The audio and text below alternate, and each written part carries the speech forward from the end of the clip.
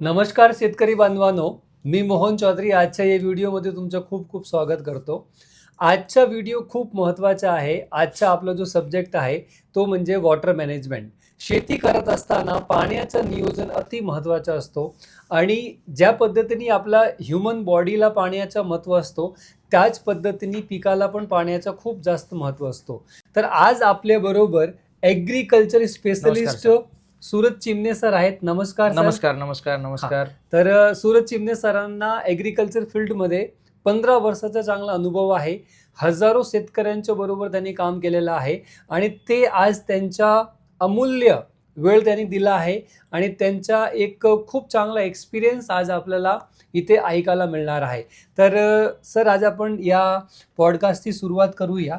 नक्कीच तर सर. थोडक्यात सर तुमच्याबद्दल अजून थोडा डिटेल सांगा. नमस्कार, माझं नाव आहे सूरज दत्तात्रय चिमणे. मी ॲज अ ॲग्रिकल्चर स्पेशलिस्ट म्हणून सध्या कार्यरत आहे आणि मगाशी पण मोहन सरांनी सांगितलं की गेले कित्येक वर्ष या ॲग्रिकल्चर इंडस्ट्रीमध्ये सध्या काम पाहत आहे. त्यातल्या विविध चर्चांवरती शेतकऱ्यांशी मार्गदर्शन करण्याचं किंवा त्यांच्याकडनं ज्ञान घेण्याचा योग लागला. त्याच्यामध्ये सगळ्यात महत्त्वाचं आलं पिकांचं नियोजन कसं करणं, मातीचं आरोग्य कसं जपणे, पाण्याचं नियोजन कसं करणे, हे अत्यंत महत्त्वाच्या विषयांवरती शेतकऱ्यांसोबत काम करण्याची संधी मिळाली. तर सगळ्यात पहिला जो प्रश्न आहे ओके. तर तो असा आहे की पिकामध्ये पाण्याचा काय महत्त्व असतो? बघा आज एक आपण अत्यंत महत्त्वाच्या विषयावरती आपण चर्चा करणार आहोत, ते म्हणजे पाणी. जसं पाणी आपल्या जीवनासाठी आवश्यक आहे, मानवी जीवनासाठी पाण्याचा रोल खूप महत्त्वाचा आहे, तसं आपली पिकं चांगली येण्यासाठी सुद्धा पाणी अत्यंत महत्त्वाचं आहे. आता जसं मोहन सरांनी विचारलं की पिकांसाठी पाण्याचं महत्त्व काय आहे? असतं? बघा सगळ्यात एक महत्त्वाची गोष्ट असते की जे आपण खतं वगैरे टाकत असतो, तर ती खतं दिल्यानंतर तर ती ज्यावेळेला पाण्यामध्ये मिक्स होतात आणि मग ती मुळांद्वारे शोषली जातात आणि म्हणून पाण्याचा जो रोल आहे हा खूप इम्पॉर्टन्स आहे. आज या व्हिडिओच्या माध्यमातून किंवा या तुमच्या पॉडकास्टच्या माध्यमातून मी अनेक लोकांना किंवा जे आपले शेतकरी बांधव आहेत यांना अजून एक पाण्याचा इम्पॉर्टन्स सांगणार आहे, तो म्हणजे आपल्या पिकांमध्ये जे पेशी असतात त्या पेशींमध्ये जी साखर तयार होते ती एका ठिकाणाहून दुसऱ्या ठिकाणी घेऊन जाण्याचं काम सुद्धा ह्या पाण्याच्या माध्यमातून होत असतं. अच्छा. आणि म्हणून पिकांच्या वाढीच्या अवस्थेमध्ये जसं फ्लावरिंग असेल, त्यानंतर बीज प्रक्रिया असेल किंवा अंकुरण क्षमता ज्याला आपण म्हणतो, अशा विविध टप्प्यांमध्ये सुद्धा पिकांना पाण्याची गरज ही जास्त प्रमाणामध्ये लागते. दुसरा प्रश्न असा आहे की महाराष्ट्रात अनेक प्रकारची जमीन आहे, ओके. वेगवेगळी माती आहे. तर त्या मातीमध्ये पाण्याचं नियोजन कसं करायचं त्याबद्दल थोडंसं मार्गदर्शन करा. ओके. बघा सगळ्यात महत्त्वाची गोष्ट म्हणजे आपण महाराष्ट्रामध्ये बघितलं की वेगवेगळ्या प्रकारच्या जमिनी ज्या आहेत त्या आपल्याकडे आढळून येतात. बरोबर आहे. पण पिकांना पाण्याचं इम्पॉर्टन्स काय आहे किंवा पिकांना कुठल्या अवस्थेमध्ये पाणी दिलं गेलं पाहिजेत हे आपल्याला समजून घेणं महत्त्वाचं आहे. तर पिकाच्या एकूण 4 वाढीच्या अवस्था असतात की ज्या अवस्थांमध्ये पिकांना पाण्याची गरज जी आहे ती खूप जास्त प्रमाणामध्ये लागते. सगळ्यात पहिली अवस्था असते ज्याला आपण अंकुरण म्हणतो, जर्मिनेशन. म्हणजे एखादं बी आपण लावलं असेल तर ते बाहेर येण्यासाठी जी ताकद लागते असते किंवा आपल्या जमिनीमध्ये ओलावा पाहिजे असतो, तर त्यासाठी पाणी अत्यंत महत्त्वाचं असतं. दुसरी अवस्था असते ती म्हणजे व्हेजिटेटिव्ह ग्रोथ, म्हणजे शाकीय वाढ जी होते पिकांची. ज्यावेळेला पिकांची शाकीय वाढ होत असते, ज्यावेळेला फांद्या वगैरे वाढत असतात, त्यावेळेला पिकांना पाण्याची खऱ्या अर्थानं गरज असते. तिसरी अवस्था असते ती म्हणजे फ्लावरिंगची स्टेज, ज्यावेळेला पिकांमध्ये फुलधारणा व्हायला सुरुवात होते, तर अशा अवस्थेमध्ये सुद्धा पिकाला पाण्याची गरज लागते. आणि सगळ्यात महत्त्वाची असते ते म्हणजे ज्यावेळेला एखादं फळ तयार असतं किंवा एखादा दाणा भरत असतो, तर अशा स्टेजमध्ये पिकांना खऱ्या अर्थानं पाण्याची गरज असते. तर हा टप्पा जो आहे आपल्याला टप्पा समजून घेणं महत्त्वाचं आहे आणि मग त्यानुसार आपल्याला पाण्याचं नियोजन करणं खूप महत्त्वाचं आहे. आता आपण बघूया की जसं महाराष्ट्रामध्ये आपण बघितलं, सरांचा प्रश्न होता की महाराष्ट्रामध्ये वेगवेगळ्या प्रकारच्या जमिनी ज्या आहेत त्या आपल्याला आढळून येतात. तर सगळ्यात पहिला म्हणजे माझ्या माहितीनुसार किंवा मला आलेला अनुभव जो आहे त्याच्यामध्ये सगळ्यात पहिल्या प्रकारची जमीन असते त्याला आपण वाळूमय माती म्हणतो, की ज्याच्यामध्ये वाळूचे कण जे आहेत हे थोडंसं जास्त प्रमाणामध्ये असतात. त्याच्यामुळे काय होतं की आपण जे पाणी देतो ते पाणी पटकन निघून जातं. आता पिकांना पाण्याची गरज हे जमिनीच्या प्रकारावरनं आपल्याला ठरवायची असते की आपली जमीन कुठली आहे. वाळूमय जमीन आहे, चिकण माती आहे किंवा लाल माती आहे, तर त्याच्यावरनं आपण ठरवू शकतो की आपल्या पिकांना पाण्याची गरज कशी असते. दुसरी माती असते ती म्हणजे सुपीक माती. सुपीक मातीमध्ये काय होतं, याच्यामध्ये पाणी जे आहे ते योग्य प्रमाणामध्ये धरून ठेवलं जातं. तर अशी माती आपल्या पिकांसाठी खूप उपयुक्त ठरते. तिसरं असतं ते म्हणजे आपल्या चिकट माती, ज्याला आपण म्हणतो चिकन माती, ज्याला आपण क्ले सॉईल म्हणतो इंग्लिशमध्ये. तर अशा याच्यामध्ये काय होतं, जास्त काळ पाणी धरून ठेवलं जातं. त्याच्यामुळं अशा जमिनीमध्ये नियोजन करत असताना आपल्याला पाण्याचं वापर किंवा पाण्याचं नियोजन जो आहे हा व्यवस्थित केला गेला पाहिजे. त्यानंतर सगळ्यात महत्त्वाचे असते ते म्हणजे आपण लाल माती, ज्याला आपण म्हणतो, की लाल मातीमध्ये सुद्धा आपल्याला नियोजन करत असताना पाण्याचं चांगल्या पद्धतीने आपल्याला ते नियोजन करायचं. तर महाराष्ट्रामध्ये मुख्य 4 प्रकारचे माती दिसून येतात. हो. बरोबर? बरोबर. Okay, great. बरं, आता पुढचा एक महत्त्वाचा प्रश्न आहे, की पिकामध्ये पाण्याची गरज ओळखायची कसे? कसं कळेल शेतकऱ्याला, की आता माझे या पिकाला, आता या झाडाला मला पाणी द्यायचे आहे. ओके. कधी-कधी काय गरज नसताना पण पाणी दिलं जातो आणि कधी-कधी गरज असताना पण पाणी दिलं जात नाही. मग ती गरज नेमकी ओळखायची कशी? बघा, एक साधी आणि सोपी पद्धत आहे, की आपल्या पिकांना पाण्याची गरज कशी लागते किंवा आपल्या पिकांना पाण्याची गरज आहे हे आपण साधं कोणी ओळखू शकतं. ज्यावेळेला आपण शेतामध्ये जातो, शेतामध्ये गेल्यानंतर काय करायचं, वरची थोडीशी माती काढायची. माती काढल्यानंतर ती आपल्या हातावर तशी चोळायची. चोळल्यानंतर जर जर त्याचा एक बारीक गोळा तयार होत असेल तर समजून जायचं आपल्या मातीमध्ये थोड्याफार प्रमाणामध्ये ओलावा आहे. ओके. ही साधी आणि सोपी पद्धत आहे. जर समजा आपल्या माती ज्यावेळेला आपण चोळल्यानंतर ती जर कोरडी राहत असेल तर समजून जायचं की मग आपल्या पिकांना पाणी देण्याची आता आवश्यकता आहे. ओके. ही झाली पहिली पद्धत. दुसरी पद्धत, आज जर आपण बघितलं तर ॲग्रिकल्चर एवढं ॲडव्हान्स झालेलं आहे. तुम्ही जर ऑनलाईन बघितला तर वेगवेगळ्या प्रकारचे मीटर्स असतात की तुम्हाला दर्शवतात की तुमच्या जमिनीमध्ये पाण्याचा ओलावा किती आहे, पाणी दिलं गेलं कधी पाहिजे. तर ते सुद्धा तुम्हाला मार्केटमध्ये आज अवेलेबल आहे, त्याचाही वापर तुम्ही करू शकता.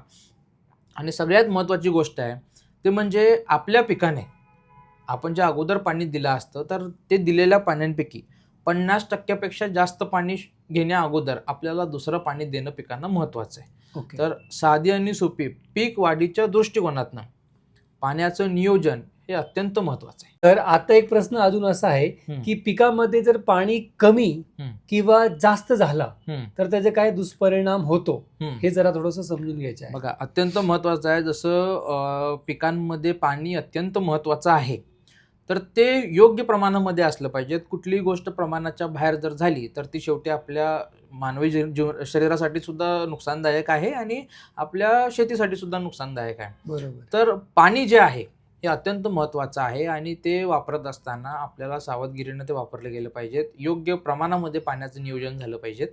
आता महत्त्वाचा विषय असा आहे की ज्या वेळेला पाण्याची कमतरता भासते, ठीक आहे, त्यावेळेला प्रॉब्लेम काय होतो की आपलं पिकं जे आहे ते सुकल्यासारखे होतात आणि जसं मी तुम्हाला मगाशी म्हटलं की 50% जास्त पाणी घेण्याच्या अगोदर आपल्याला दुसरं पाणी देणं महत्त्वाचं आहे. ठीक आहे. ते दुसरं ऑप्शन आहे ते म्हणजे बऱ्याच वेळेला जास्त पाऊस झाला तर आपल्या शेतामध्ये पाणी साठून राहतं आणि शेतामध्ये जर जास्त प्रमाणामध्ये पाणी साठून राहिलं तर पिकांमध्ये फारसा पिवळेपणा येण्याची शक्यता दाट असते. म्हणून पाण्याचं नियोजन करत असताना आपल्याला अशा गोष्टी बघितल्या पाहिजेत की कमी पण द्यायचं नाही आहे आणि जास्त पण द्यायचं नाही आहे. तर अशा पद्धतीनं आपण पाण्याचं नियोजन व्यवस्थित जर आपण करू शकतो. बरं, आता हे सर एक खूप महत्त्वाचा प्रश्न आहे, की आपला जो महाराष्ट्र आहे, या महाराष्ट्रामध्ये वेगवेगळ्या भागामध्ये काही भाग असा आहे जिथे दुष्काळी वातावरण असतो. बरोबर. आणि काही भाग असा आहे जिथे अति पावसामुळे हे सगळं प्रॉब्लेम होतात. तर मार्केटमध्ये असं काही सोल्युशन आहे का, की ते वापरून आपण हे जे प्रॉब्लेम आहे त्याला आपण कंट्रोल करू शकतो? अगदी बरोबर आहे की बघा, या जगामध्ये असा कुठला प्रश्न नाही ज्याच्यावर उत्तर नाही. बरोबर. ठीक आहे. प्रत्येक प्रॉब्लेमवरती सोल्युशन हे आहे. फक्त आपल्याला ते व्यवस्थित समजलं पाहिजेत, व्यवस्थित शोधलं गेलं पाहिजेत आणि ते सोल्युशन जर आपण व्यवस्थित शोधलं तर मार्केटमध्ये खूप सारे ऑप्शन्स अवेलेबल आहेत. त्यातल्या त्यात जर सांगायचं म्हटलं तर एक वेस्टेज कंपनीचं एक ॲक्वाजेल म्हणून एक प्रोडक्ट येतं. ओके. ठीक आहे. ज्यांच्याकडं पाण्याचं साधन कमी आहे किंवा ज्यांची शेती फक्त पावसाच्या पाण्यावर अवलंबून आहे. आता बऱ्याच शेतकऱ्यांकडं ड्रिप सिस्टम असेलच असं नाही. ठीक आहे. काही शेतकरी पाटाने पाणी देत असतात, काही शेतकऱ्यांकडे ड्रिप सिस्टीम असते, काही शेतकरी जे आहेत ते पावसाच्या पाण्यावरती अवलंबून असतात. बरोबर आहे. तर हे जे वेस्टेज कंपनीने जे ॲक्वाजेल लॉन्च केलेलं आहे तर ते एकदम साधं आणि सोपं आहे. त्याचे 2 फायदे अत्यंत महत्त्वाचे आहेत. पहिला, 50% पाण्याची आपल्याला बचत बघायला मिळते. ओके. म्हणजे ॲक्वाजेल जर आपण वापरत असेल तर 50% आपली पाण्याची बचत होते. आणि दुसरी सगळ्यात महत्त्वाची गोष्ट जे प्रत्येक शेतकऱ्यानं लक्ष दिलं पाहिजे, जसं मी तुम्हाला सुरुवातीलाच म्हटलं होतं की खतं जी आहेत ही खतं काय होतात, पाण्यामध्ये मिक्स होतात. बरोबर आहे. आणि बऱ्याच वेळेला काय होतं, पाणी जे आहे ते शेतामधून वाहून जातं, ज्याला आपण किंवा खतं जे असतात ते शेतामधून वाहून जातात, ज्याला आपण म्हणजे लिचिंग म्हणतो. लिचिंग, बरोबर बरोबर आहे. तर हे जे ॲक्वाजेल आहे हे तुमच्या खतांवर सुद्धा चांगल्या पद्धतीनं काम करतं. म्हणजे जवळपास सांगायचं म्हणजे 40% जी खतं पाण्यावाटे वाहून जात असतात, तर त्याला पकडून ठेवण्याचं काम या ॲक्वाजेलच्या माध्यमातून होत असतं. सगळ्यात मोठी खासियत याची अशी आहे की 500 पट त्याची वॉटर होल्डिंग कॅपॅसिटी. अच्छा. 500 टाइम्स त्याची वॉटर होल्डिंग कॅपॅसिटी आहे. आणि शेतकऱ्यांकडनं जो आम्हाला अनुभव येतो त्याच्यामधून आम्हाला एक गोष्ट नक्की कळते की ज्या ठिकाणी पाणी कमी असतं, ठीक आहे, किंवा ज्या ठिकाणी पाणी जास्त झालं, किंवा ज्या ठिकाणी दुष्काळासारखी परिस्थिती आहे, ज्या शेतकऱ्याकडे पाण्याचं साधन नाही आहे, तर अशा शेतकऱ्यांना एक चांगलं आपण म्हणतो उपाय किंवा एक सोल्युशन म्हणून आपण ह्या ॲक्वाजेलकडे बघतो. एक संजीवनी म्हणून. एक संजीवनी म्हणून, बरोबर आहे. आणि गेले कित्येक वर्ष म्हणजे आय थिंक वेस्टिज कंपनीने हे ॲक्वाजेल 2021 या वर्षी लॉन्च केलं होतं, ठीक आहे. आणि जवळपास आता 4 वर्ष होत आले असतील. अप्रतिम काम करतं. फक्त काय आहे की ॲग्रिकल्चरमध्ये तुम्हाला एक गोष्ट समजून घेता आली पाहिजे, ते म्हणजे योग्य वेळेला योग्य प्रोडक्ट वापरणे. बरं सर, एक प्रश्न असा पडतो हं. की ॲग्री ॲक्वाजेल जो प्रोडक्ट आहे हं. हा नेमका काय, रासायनिक खत आहे, जैविक आहे, काय याचे काय प्रकार काय? नाही बघा, हे कुठलं रासायनिक खत नाहीये किंवा कुठला अजून प्रकार नाही. याला आपण सोप्या भाषेमध्ये समजून घ्यायचं म्हटलं तर याला आपण सुपर ॲब्झॉर्बंट पॉलिमर म्हणतो. Super absorbent polymer. ओके. म्हणजे हे काय करतं, जसं पाण्याच्या संपर्कात येईल तसं त्यांचा आकारमान जो आहे तो वाढत जातं. सगळ्यात महत्त्वाची गोष्ट काय आहे की पिकाला त्याच्या गरजेप्रमाणे पाणी उपलब्ध करून देण्याचं काम ते होतं. ओके. बरोबर आहे. म्हणून त्याच्यामुळे काय होतं की आपल्याला जवळपास पाण्याची बचत सुद्धा आपल्याला चांगल्या पद्धतीनं बघायला. हा जो प्रोडक्ट आहे म्हणजे एखादं आपला शेतीमध्ये काहीतरी नवीन टाकायचं म्हटलं की कुठेतरी भीती असते की आता हे टाकलं की हे परत मातीमध्ये डिझॉल्व्ह होणार का, की माझं मातीमध्ये पडून राहणार, त्याची काय प्रक्रिया काय असते? बघा, एक साधा आणि कुठल्याही शेतकऱ्याच्या मनामध्ये गोंधळ निर्माण करणारा हा प्रश्न असतो की कारण बरेच लोक कसं असतं की नवीन मार्केटमध्ये एखादा आल्यानंतर ते वापरण्यामध्ये थोडीशी त्यांना भीती असते. तर ॲक्वाजेल जे आहे हे बायोडिग्रेडेबल आहे. अच्छा. बायोडिग्रेडेबल म्हणजे काय, मातीमध्ये त्याचं विघटन जे आहे ते चांगल्या पद्धतीनं होतं. त्याच्यामुळं काय की आपल्या मातीमध्ये त्याचा कुठलाही दुष्परिणाम होत नाही. शिवाय आपण जे रासायनिक खत वापरतोय ते खतसुद्धा पाण्यावाटे वाहून जाण्याची जी भीती असते ती या ॲक्वाजेलच्या माध्यमातून कमी होते. म्हणून बायोडिग्रेडेबल आपण याला म्हणतो की एक जमिनीमध्ये ते नैसर्गिकरित्या त्याचं विघटन होऊन जातं. त्याच्यामुळं कुठल्याही शेतकऱ्याला घाबरण्याचं कारण नाही आहे की असं मी काय वेगळं टाकतोय आपल्या जमिनीमध्ये. ओके. बरं, आता अति महत्त्वाचा प्रश्न असा आहे की हा जर ॲक्वाजेल वापरायचं म्हटलं एखाद्या शेतकऱ्यांनी तर त्याची काय प्रोसिजर आहे, कसं वापरायचं ते? बघा, कधी पण लक्षात घ्या की खतं देण्याची एक पद्धत असते, ठीक आहे. खतं ही नेहमी मातीच्या आड असली पाहिजेत. ओके. बरोबर आहे. कारण मातीच्या खाली जर ज्या वेळेला खतं असतील त्यावेळेला मुळांवाटे ती चांगल्या पद्धतीनं शोषली जातात. ओके. आणि मग ती पिकाला चांगल्या पद्धतीनं उपलब्ध करून दिली जातात. आता ॲक्वाजेलचं जे काम आहे हे सगळं काम त्याच्या मुळाच्या जवळ आहे. ओके. बरोबर आहे. म्हणून आपण काय करायचं आहे की ॲक्वाजेल वापरत असताना कुठलंही जे रासायनिक खत आपण वापरतोय, उदाहरण द्यायचं म्हटलं तर 10-26-26 झालं, DAP झालं, किंवा मार्केटमध्ये अनेक प्रकारची खतं येतात, दाणेदार खतं, ठीक आहे. तर त्या दाणेदार खतामध्ये काय करायचं आहे, आपल्याला 1 किलो ॲक्वाजेल त्याच्यामध्ये मिक्स करायचं आहे. आणि ज्या वेळेला आपण शेत तयार करत असतो, शेत तयार करत असताना आपल्याला टाकायचं आहे ते आणि नंतर मग रोटावर फिरवायचं आहे. त्याच्यामुळं काय होतं की माती वर खाली होते, मिक्स होऊन जातं चांगल्या पद्धतीनं आणि त्याचे रिझल्ट जे आहेत ते आपल्याला चांगल्या पद्धतीनं बघायला मिळतात. म्हणजे ॲक्वाजेल जर वापरायचं म्हटलं तर आपल्याला सुरुवातीला मशागत पिरियडमध्ये ना मातीमध्ये मिक्स झालं पाहिजे, अशी कंडिशनमध्ये ते प्रोडक्ट आपल्याला वापरायचं. म्हणजे अगदी बरोबर आहे की मगाशी पण मी म्हटलं होतं की ॲग्रिकल्चरमध्ये तुम्हाला योग्य वेळ साधता आली पाहिजे. ती जर वेळ तुम्ही व्यवस्थित साधली आणि योग्य वेळेला जर तुम्ही प्रोडक्ट वापरलं तर निश्चितपणे भविष्यामध्ये जो होणारा धोका असतो किंवा भविष्यामध्ये जे होणारं नुकसान असतं ते तुम्हाला टाळता येतं. बरं, आता शेवटचा जर असा एक प्रश्न आहे की ॲक्वाजेल वापरल्यामुळे एक सिंपल शेतकरी आहे, तो या प्रोडक्ट मागे समजा तो पैसा खर्च करतोय, तर त्याला मिळणारे काही मुख्य फायदे तुम्ही काय सांगू शकता? ओके, बघा, सगळ्यात महत्त्वाचं जसं मी तुम्हाला म्हटलं की 50% आपल्या पाण्याची बचत होते. ठीक आहे, पहिली गोष्ट. दुसरी गोष्ट की 40% आपली जी खतं असतात जी पाण्यावाटे वाहून जाणार असतात ती ॲक्वाजेल पकडून ठेवण्याचं काम करतं. तिसरी महत्त्वाची गोष्ट, जमिनीमध्ये वापसा जो आहे तो चांगल्या पद्धतीनं तयार होतो. ठीक आहे, वापसा कंडिशन चांगली असले की आपण टाकलेली खतं, फवारलेली औषधं जी आहेत ते पिकांना चांगल्या पद्धतीनं त्याचा रिझल्ट मिळतो. चौथी सगळ्यात महत्त्वाची गोष्ट आहे ती म्हणजे मातीची जी होणारी धूप आहे. धूप म्हणजे काय, की बऱ्याच वेळेला काय होतं, पावसाळ्यामध्ये पाऊस झाला की माती जी आहे ती पाण्यावाटे वाहून जाते. तर ती सुद्धा पकडून ठेवण्याची ताकद त्या ॲक्वाजेलमध्ये आहे. ओके. फक्त आपल्याला ती योग्य वेळेमध्ये वापरता आलं पाहिजेत आणि त्याचं प्रमाण जे असतं ते आपल्याला फार असं वेगळं काही वापरायचं नाहीये. एका एकरमध्ये साधारणतः 1 किलो जरी आपण वापरलं तरी ते आपल्याला पुष्कळ चांगल्या पद्धतीनं रिझल्ट ते देऊन जातं. आणि जो आज प्रॉब्लेम आहे, खूप सारे असे आपल्या महाराष्ट्रामध्ये काही दुष्काळी भाग आहे, जालना, जळगाव असं काही ठिकाण आहे, ओके, तिथे पाण्याची खूप जास्त कमतरता असते. अगदी तर बरोबर मला आहे. असं वाटतं की निश्चितच शेतकऱ्यांनी हा प्रोडक्ट जर, कारण सर त्याच्या मागे असं कारण आहे, मी पण बरेच वर्षापासून ॲग्रिकल्चर फील्डमध्ये काम करतोय. बरेच वेळे आम्हाला पण शेतकऱ्यांचे कॉल येतात की सर आम्ही इतकी मेहनत घेतली आहे, पेरणीपासून त्याच्यावरती खर्च केला आहे आणि एंड पिरियडमध्ये जेव्हा त्याला प्रोडक्शन मिळणार होता, त्या शेवटच्या पिरियडमध्ये 1 महिन्यामध्ये त्यांचं पाणी शॉर्ट पडला ओके, आणि त्यामुळे त्यांचं खूप मोठ्या प्रमाणावर नुकसान लॉस आहे. झालेला लॉस असतो झालं. आणि कधी-कधी अति पावसामुळे पण त्यांना लॉस झालेला असतो.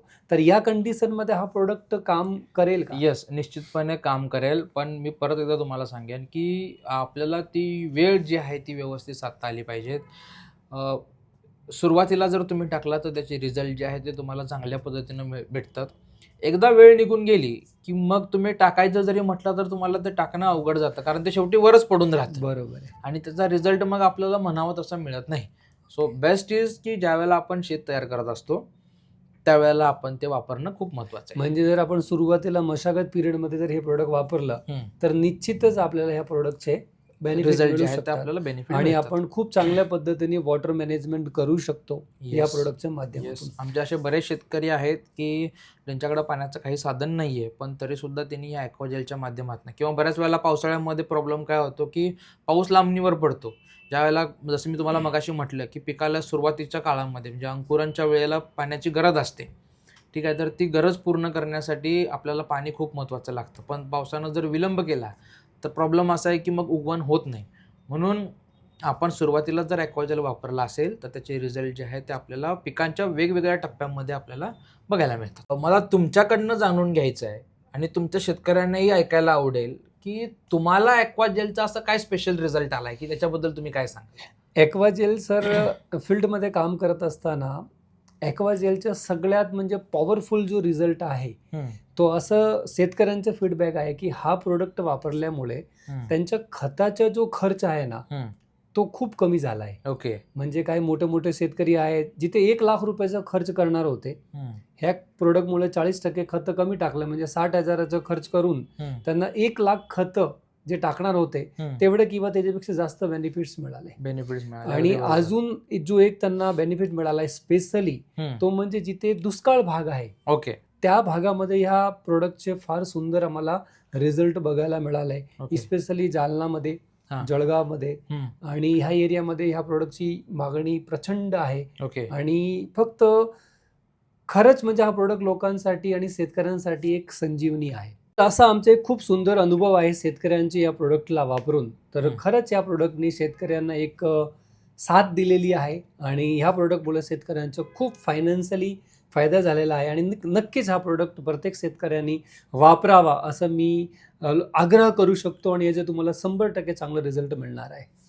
तर thank you so much sir. Thank you so तर शेतकरी मित्रांनो, तुम्हाला पण वॉटर मॅनेजमेंटबद्दल काही प्रश्न असेल तर तुम्ही कमेंट बॉक्समध्ये टाकू शकता आणि त्याचबरोबर शेतीविषयक तुमचा कुठलाही प्रश्न असेल तर तुम्ही कमेंटमध्ये टाकू शकता किंवा या स्क्रीनवरती जे नंबर दिलेला आहे या नंबरवरती तुम्ही कॉल पण करू शकता. आणि तुम्हाला जर ही माहिती आवडली असेल तर तुमच्या ओळखीमध्ये जास्तीत जास्त शेतकऱ्यांना शेअर करा आणि स्पेशली जे दुष्काळग्रस्त भाग आहे तिथल्या शेतकऱ्यांना हा प्रोडक्ट नक्की शेअर करावा, कारण का तुमचा एक शेअर शेतकऱ्यांना एक नवीन जीवनदान देऊ शकतो. Thank you so much.